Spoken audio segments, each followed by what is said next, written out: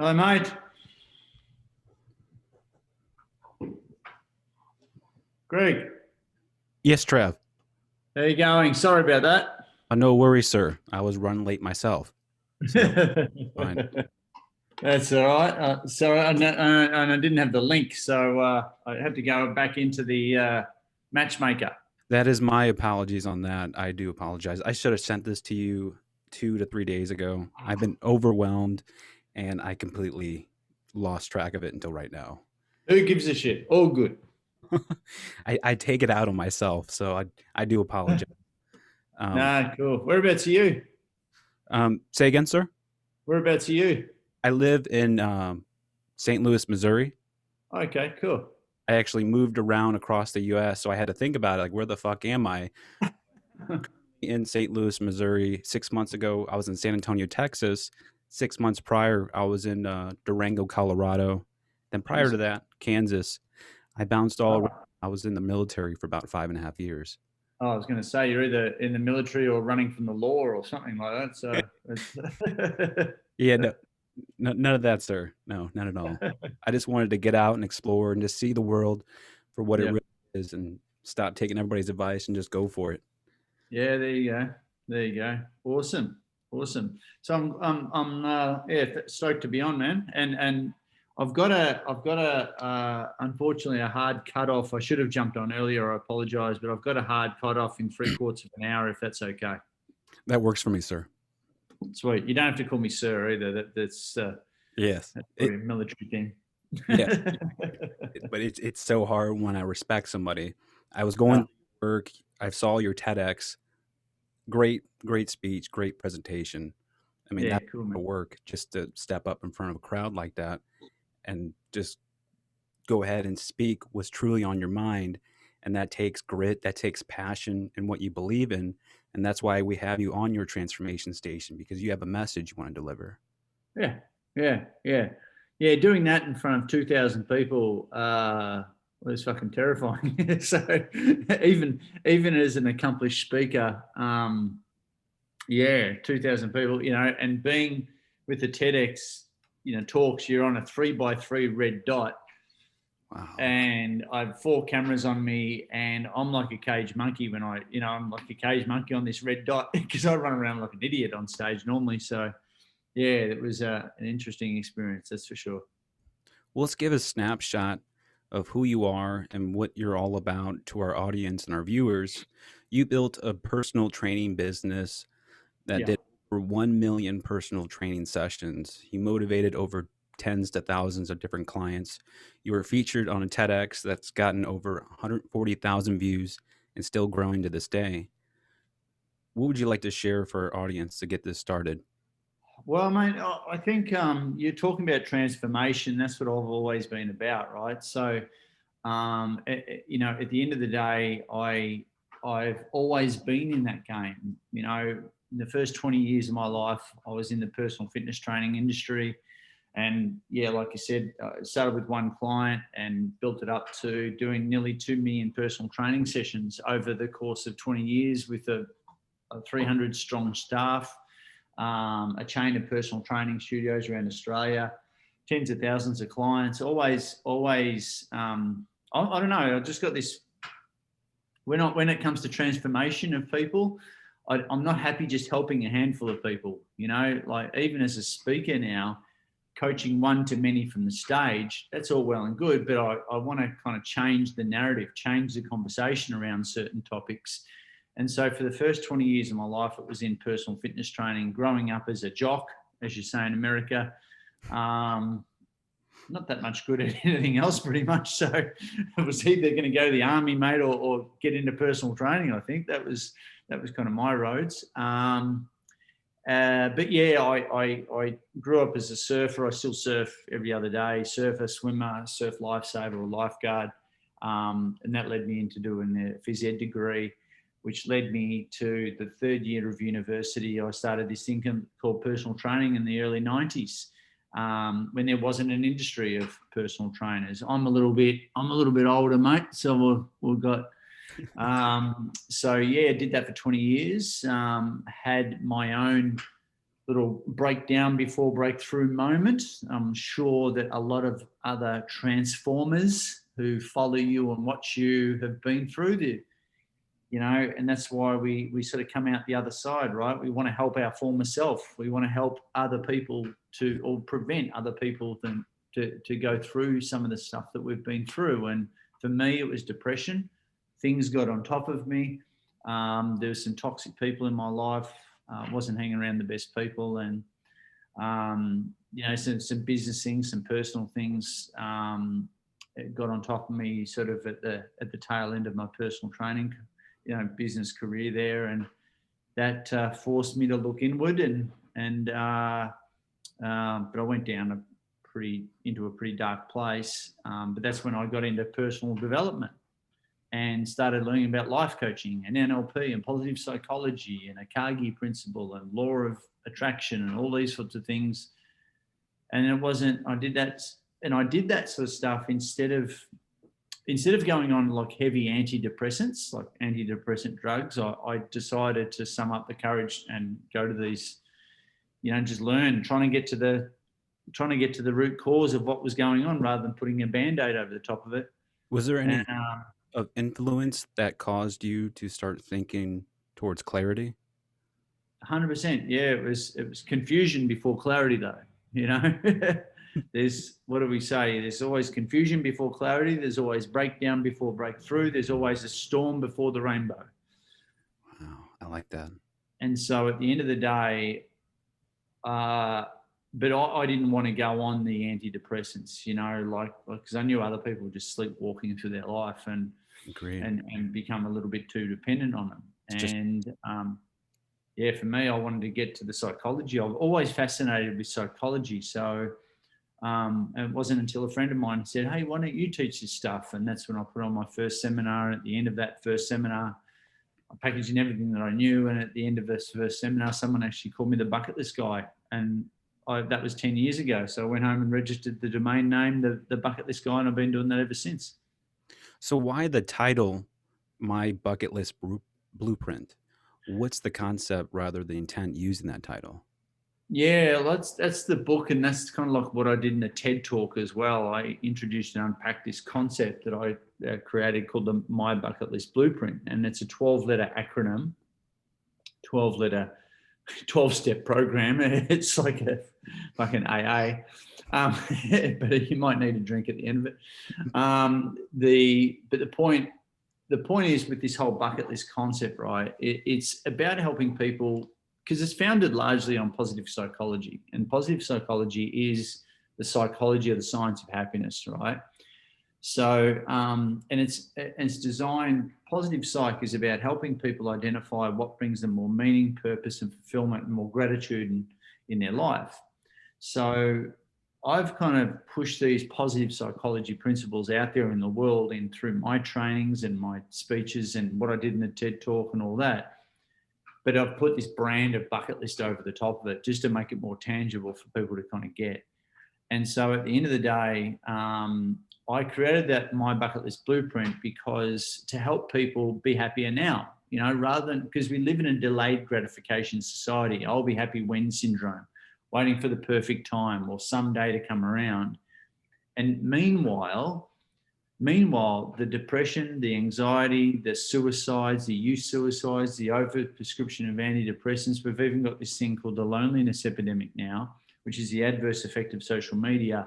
These stats are climbing, right? So something's broken. Even though there's so much information about how to transform your life and there's so much stuff on the internet, so much stuff for free, yet the stats are still climbing. So something's broken. So we're trying to help people, I guess, really help my former self is give people these tools, create tools and programs, not just me, but now I've got certified bucket list coaches in 22 countries around the world, all teaching my stuff, which is really cool, out there in the world. And at the end of the day, we're trying to do our bit to maybe change the narrative around mental health or around, combating some of these stats that I've just mentioned. But my bucket list blueprint is one of those pieces of, I guess, intellectual property that I created to help people be happier now, to create this. I say a bucket list is a tangible life plan where our career plan or our business plan should fit into our life plan and not be the other way around. So it really helps a person create a tangible life plan, you know, and it's not, a bucket list isn't just about travel, you know, which is what a lot of people think it is, you know, the 7 wonders of the world or whatever. But travel takes a lot of money and takes a lot of time. Agreed. Right. And people have to wait until they're fucking 70 to do half the shit that they want to do. Because in America, you got like 2 weeks off a year. It's crazy. In Australia, we've got 4 weeks off a year, you know, for the average person. And it's for an employee anyway.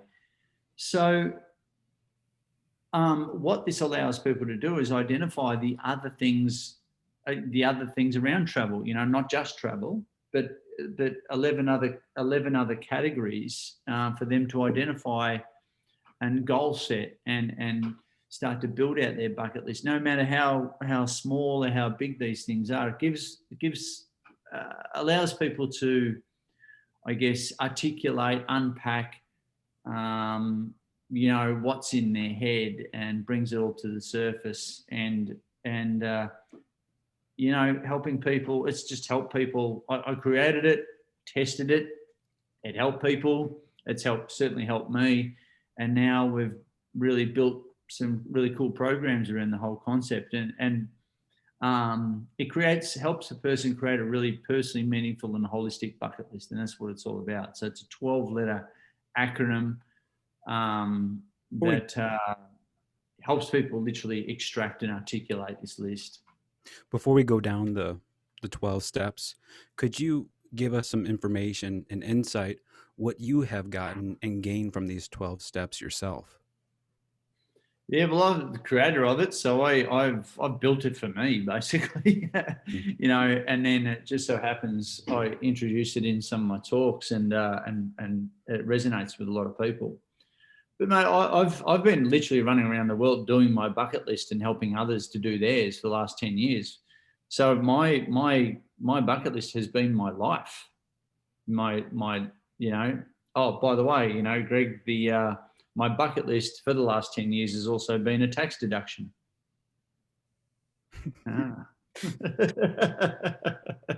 So my ticket to Burning Man, my Ironman triathlon that I did, my ticket to Mount Everest and all the different travel things and all the crazy things that I've done, the skydiving and bungee jumping, all that sort of stuff. It's all been a tax deduction. That's very clever.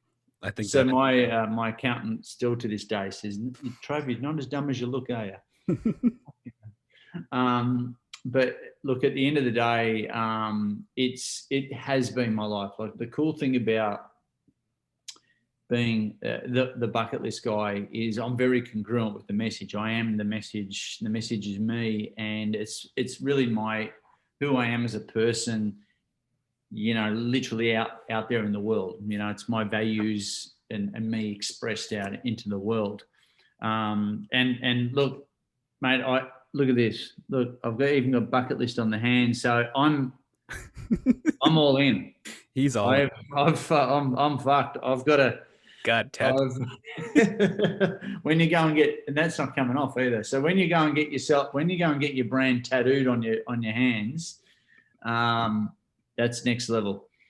That definitely is. I would love if you can just unpack the 12 steps for our audience, so then we can. Yeah, cool. So it's my bucket list. So 3 words there. So I won't go down the rabbit hole too much, but people will be able to give a brief overview of this. So M stands for Meet a Personal Hero. Y stands for Your Proud Achievements. B, buy that special something, whether for yourself or for someone else. U, Ultimate Challenges, mental, physical, spiritual, whatever. C, Conquer a Fear. K, Kind Acts for Others. E, Express Yourself. T, Take Lessons. L, Leave a Legacy. I, Idiotic Stuff. S, satisfy curiosity, and T is the travel adventures. I think I got all that right. Yeah. Yes. So when you unpack all that, which we do in our programs, it really helps a person think more expansively about their life. But the thing is too, Greg, like a lot of people don't even write down their goals, let alone their bucket list items, because of fear of failure.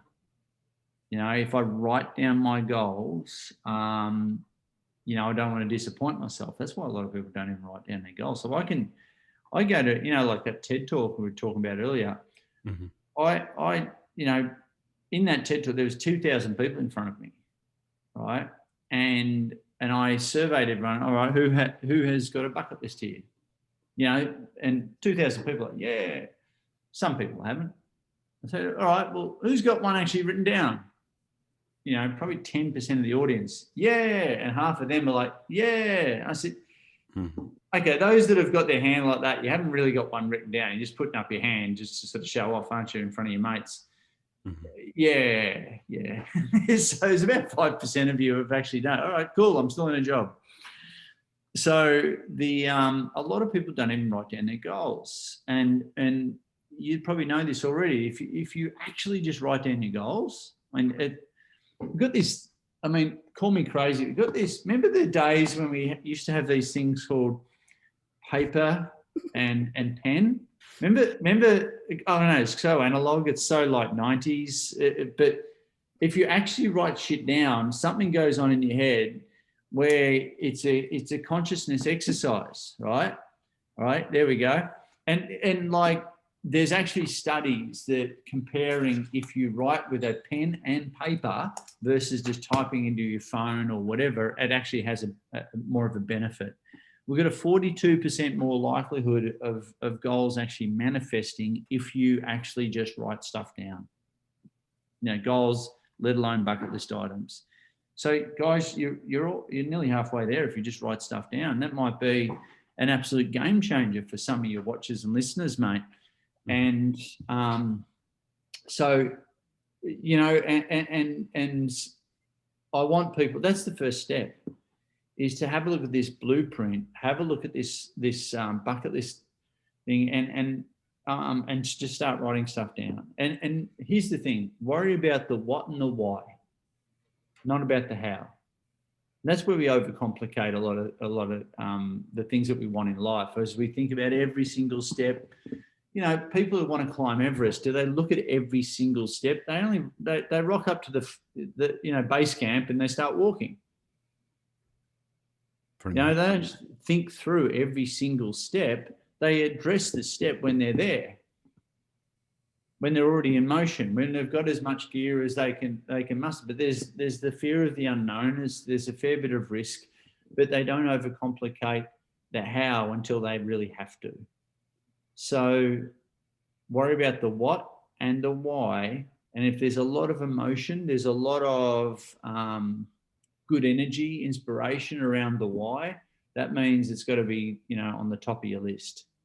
I just wanted to, and they're the things that I swear to you that it's when the why is strong enough, the how will work itself out, right? And when the why is really strong, you'll become very resourceful too. It's not a matter of resources; it's a matter of resourcefulness. You know what I mean? So Greg, what are 3 things on your bucket list? 3 things on my bucket list will be to get a home for my family. I have a kid on the way. Yeah. And from there, definitely work at a better, something more secure than this podcasting life. Yeah. Definitely a good source of income. But I want to travel. I want to be able to go places. I grew up under a rock where my family never went and took trips anywhere. Right. So with the military, so I want to be able to go out and do that. This is where you drop in Australia. Australia's on your bucket list. So you're saying I can come by your place? I got a spot. You can come by it. I don't know if I'll let you in, but you can come by it. I just mind, I want to caveat on what you said as far as writing things down, how your brain is aware of it. You have to write it down on a brand new notebook. If you take some scratch paper, your brain recognizes that and you write that down, you're going to throw it away later. So you want to Mm. make sure you get a brand new notebook that's specific for the taskings that you're trying to accomplish. Yeah, yeah, yeah. I mean, but yeah, I'm a big advocate for that, and I've sort of been doing it all my life. You know, like the reason why I was called the bucket list guy is because I've had a list to do before I die, literally written down since I was 18, right? And the interesting thing about that is, like, when I did that first seminar 10 years ago, and I'm 47 now, that 10 years ago, in that first seminar, I shared the fact that I had a list to do before I die, actually written down. 40 people in that first seminar had no idea that I had this list written down. And wherever I went in university or wherever I moved around, I had my little blue folder with my little scrappy piece of paper and my list. And then it was during the seminar, I started sharing the fact that I had one of these lists. And I said to the group, 40 people, you know, who else has got one of these lists actually written down? And I quickly realized I was the only freak in the room. And I said, well, why the fuck do you get up every day? Why do you want to earn money? Because it's not, our businesses, our jobs, our careers should do two things. It should produce two things. That vehicle should produce two things, and that is cash flow and also time flow. But people actually think that's the end goal. It's not, because if you don't have any reason for going after the money, trying to leverage and create more freedom or more time, then it's a hopeless pursuit, right? So double bonus though, if you love what you do and it's hitting your values in terms of which is your internal rule book, and you love what you do, you're of service to your community, you're of service to people around you, I think that's the holy grail. You're getting the time flow, the cash flow, and it's hitting your values. I think that's the holy grail. I can hand on heart say I've got that completely nailed. But I can guarantee that, 87% of Americans don't. 87% of Americans, what they call disengaged. That's a real stat. There's 87% of Americans who go to work every day and they're just getting the paycheck. They're just doing the thing. They're not engaged. They're like, yeah, just get the money and then go, just hamster on the wheel kind of thing.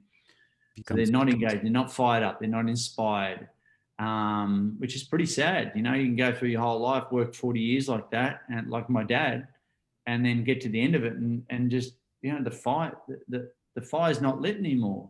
People are dying at 40 and being buried at 80. That's interesting how you put that.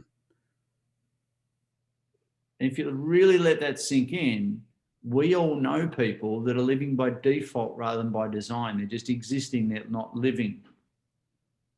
Mate, and that's why the antidepressants, the alcohol usage, drug usage, etc., is people are just sleepwalking through their life. They're waiting till someday or the perfect time to come around, or wait until I'm retired or whatever to go and live their life. It's like, fuck, dude, like I'm into delayed gratification, but I'm also into instant gratification now because and that's why I wrote this this book, and I did the TED talk and the My Bucket List Blueprint, all that sort of stuff, is to help people be happier now. Are you writing a second book for those that have accomplished the 12 steps? Do you have any? Yes. Yeah. Could you share? Yeah. There's, mate, this book, mind you, has been in the, been in the making for about 10 years. So this is a big bucket list item, and it should be out in like a week, just before Christmas and stuff. So we're planning to go to Amazon bestseller and all that sort of thing. My publishers are pretty fired up about it, and I'm just like, just get it done. Just get it done. But no, I've got a truckload of books in me, the big play for me, mate, is to help people, hopefully change the narrative for people. And I've got 10 years of doing this, just being, I mentor a lot of other speakers and a lot of other thought leaders. And I've always said, pick a highway, then pick a lane, and then own the lane. And so, because we get, as an entrepreneur, as you know, you can go sort of all over the place, and bright, shiny object syndrome, and, oh, that's cool, I'll do a bit of this, I'll do a bit of that. So I've been banging this bucket list drum for 10 years and have just deliberately kept the blinkers on. It's like, this is what I do, an inch wide, a mile deep, rather than an inch deep and a mile wide.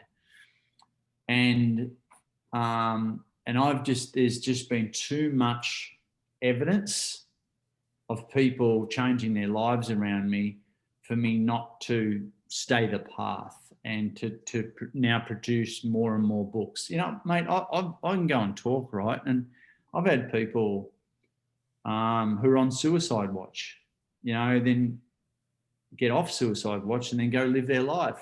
And they're a father of like 3 kids. And it's when you hear shit like this and people coming off medication, I'm not saying I'm a guru, just maybe right place, right time. But when you get the testimonials back of like, thanks, you've changed my life. And, and they were too shy to even talk to me at the end of a presentation. And they were literally on suicide watch. I've tried to kill myself a couple of times, over the last 6 months. Like, fuck. And when you hear shit like this, and then you get, and this is what, this is the shit that really gets me going. And then you get a selfie of them and their family at Disney World, and then over in Italy, and going, thanks to you, I put this on my bucket list. I always wanted to come to Italy with the family. I always wanted to go to Disney World with the family. And here I am now. Oh my God, I can't believe I was going to kill myself before I saw your presentation. And I'm just like, I've got hundreds of those, I'd hate to say, over the last 10 years.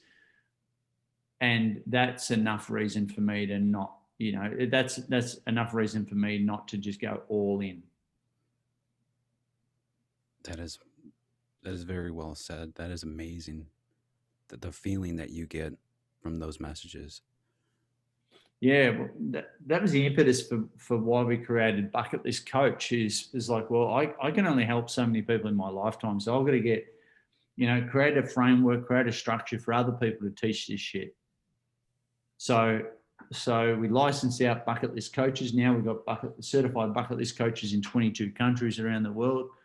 And we're growing, and they're now helping people in their parts of the world. We even got Bucket List Coaches in places where if you translate the word bucket list, it makes no fucking sense at all. But it's like, they still get it though. They still get it. And they get the life philosophy, and they get these positive psychology principles. And we only do group coaching programs. We don't do individual, because we want to affect the lives of 10 million people. That's my legacy. In the My Bucket List Blueprint, this is my legacy. One of the legacies that I want to do. I really like that, Trav. I know your time is short, so if we can just wrap things up, if we can just get just a recommendation on some good advice to follow and some bad advice to avoid, what would you recommend the audience? Jeez. I think the best advice is listen to your guts a lot more. Listen to your gut instinct a lot more, your intuition a lot more. But I will say this: your crowd, you're all about transformation. Here's what I want to say: that if you've been through some shit in your life and you've had a breakdown before breakthrough moment, you've had that transformation in yourself, and this is for you too, Greg, and you've come out the other side, and you obviously you've gone through some transformation, and you're doing this podcast as a result. Like, I'm gonna say this, and it might come across quite harsh, but how, if anyone's been through a transformation and come out the positive, come out the other side, and they're positive, and they can reflect back on those on that transformation and on the psychological ups and downs of that transformation. And there's a whole bunch of learnings in that breakdown before breakthrough kind of moment. We've all had them. Yes. I'm going to say this: how dare you live your life and not pay those learnings forward? How dare you die with those learnings within you, and how dare you not get them out there into the world and go help other people with those learnings? Package up those learnings, put them in a podcast, put them in a book, put them in a speech, put them in a blog, YouTube channel, whatever the fuck, it does not matter. The point being, you need to get those learnings and package them up and offer them to other people who are fucking hurting. Other people who need to hear that. I know that when I go out and talk and I mention depression and all these other things that I've been through, I'm literally saving lives with the stuff that I inherently take for granted now. All right. So whatever you've been through, you need to pay these messages forward, because you're inadvertently coaching your former self, even though you are coaching other people through that expertise that you've developed. All right. But there's so many people, nearly every person has been through some shit. Mm-hmm. But there's only a chosen few that have decided to, you know what, I'm going to do something with these transformation, lessons. And I'm going to pay that forward, so, and there's too many people hurting out there right now. There's a whole flock of people that need to hear what you take for granted now that you've come through whatever you've come through. Wow. That's true, isn't it? Yes. That is. I can't. It's it. It's like, so get good at speaking, get good at writing, but don't be a perfectionist, be a progressionist around it. That's what that, and fuck it, just go and mentor someone, go and get, go and just help someone that you recognize, and you'll be able to recognize those people that are going through the same shit that you've been through. Go help them. And if you get that imposter syndrome, this is what the internal dialogue, who do you think you are to stand on stage? Or who do you think you are to go lead these kind of people? Who do you think you are to be the coach or the author of a book? Who do you think you are? We've all got that imposter syndrome, mm-hmm. right? And that's our reptilian brain. It's inbuilt into human beings to keep us safe, so we keep fucking reproducing and keep mankind going. That's the reptilian brain keeping us safe. All right. Agreed. So let's assume that's always going to be there your whole life. It will be, and it is. All right. Even as confident, and I get up on stages, I don't give a shit. No, there's still a little bit of me like, you reckon, Trav? Do you think so? That's always there. But a coach said this to me once, Greg. He said, I said, well, like I've got this negative self-talk, like this imposter syndrome. What do I do? The best thing you can do is just start helping one person. Go out and help 2 people, 3 people, 4, whatever it is. Don't try and be Tony Robbins and get a stadium full of fucking people right out of the blocks. All right, just go help some people. Okay, go help some people, and before you know, if you get the real results and really look after them, however you do, all right, bonus that you get paid, but go help them, and what you'll see is that testimonial, that positive reinforcement, that positive feedback from all those people that'll be so noisy that you can't ignore it. And before you know it, it's so noisy that it quietens the noise in your head. No truer word has been spoken. So if you're in a place where you're like, oh, I really want to do something, fucking just start helping people. You'll find a way to help them.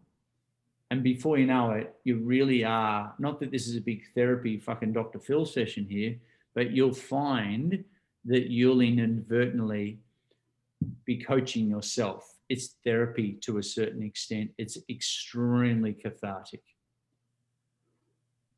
Trav, how can our listeners get in touch with you if they want to know more? Go to thebucketlistguy.com. That is where I hang out. And if people want to, suss out how to become a bucket list coach, go to bucketlistcoach.com. Maybe go to bucketlistcoach.com/webinars. And we run weekly webinars. That's what I'm about to jump onto now, is running our weekly webinar of a bit of a show and tell about how Bucket List Coach works. But probably on Instagram, bucketlistguy.travbell. And that's where I hang out the most. But here's here's a challenge for you, mate, Greg, and your listeners and watchers. Go watch my TED Talk, right? Called Life's Too Short by Trav Bell. Just YouTube it. Go on, or by the time this comes out, the book will probably be out. Go and buy the book. Go through the My Bucket List blueprint. Do it. Write down your bucket list. And Greg, you're going to send me your bucket list. Okay. Trav@thebucketlistguy.com. I will do that for you. I challenge you. I dare you to do it. Challenge accepted. Boom. Alrighty. Thank you, Trav. I really do appreciate your time. My pleasure, mate. All right. You take care.